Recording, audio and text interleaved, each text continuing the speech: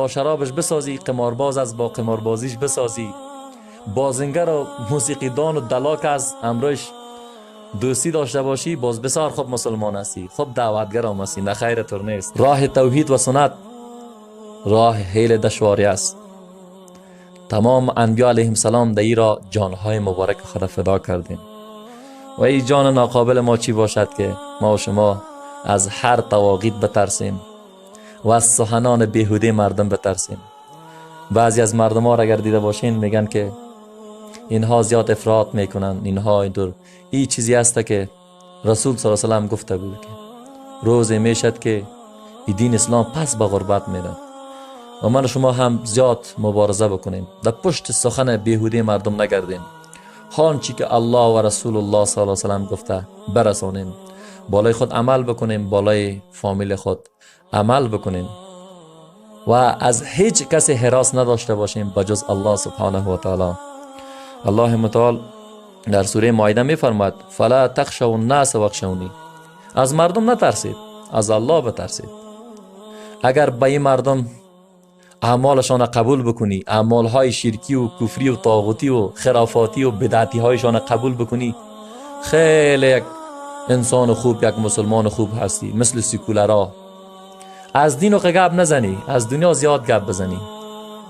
اگر شرابی هست با شرابش بسازی، قمارباز از با قماربازیش بسازی، بازنگر و موسیقیدان و دلاک از امروش دوستی داشته باشی، باز بسیار خوب مسلمان هستی، خوب دعوتگر هم هستی. نه خیر طور نیست. اسلام عزیز همون طوری که دین معتدل هست، از خود برنامه های دارد که باید با کسایی که با الله و رسول مخالفت میکند با او سخت در مبارزه باشید، حتی پدر و مادرت باشه. بهترین دوستت باشه که مخالفت با حدیث رسول الله، مخالفت با الله و رسول میکند، چند بار دعوتش بته نشد، رابطه را قطع بکن. اسلام است تقاضا رو داره. درست است قطع روابط با مسلمانان درست نیست، مسلمانان واقعی، نه مسلمان های نام نهاد که از عملهای کفری را از کفر هم کده خوب عملی میکنن، تطبیق میکنن، تمثیل میکنن در افغانستان که همانا بی‌حجابی و فحشا و بی‌حیایی است. و من و شما هم زیاد زیرک و هوشیار باشیم، با سخنای مردم فریب نخوریم. هر چی که میگن، هر کلمه که برتون میگن، بسیاری از جهال نادان، کسی که اسلام واقعی عمل بکند، داعشی، وهابی، فلان و فلان، اگر نه که اسلام به دلشان عمل بکنی، با سخنای دلشان عمل بکنی، عالم فامیده، انسان روشن فکر،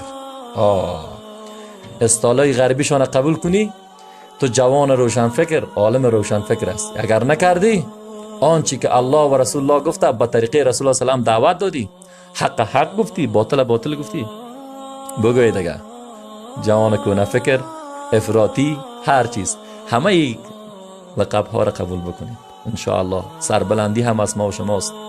مرگ در حقیقت نابودی نیست، مرگ زندگی است، مرگ حیات است و بالخصوص شهادت. و در رابطه به شهادت ان شاء الله ما و شما یگان درس می داشته باشیم. شبها و روزها در رابطه به شهادت صحبت شود، خلاصی ندارد. و شهادت یکی از فضیلتش همی است دوستان عزیز، همی یک قطره خون یک شهید که بری زمین بیفته، تمام گناهش الله متعال بدون شرک عفو میکند، میبخشد.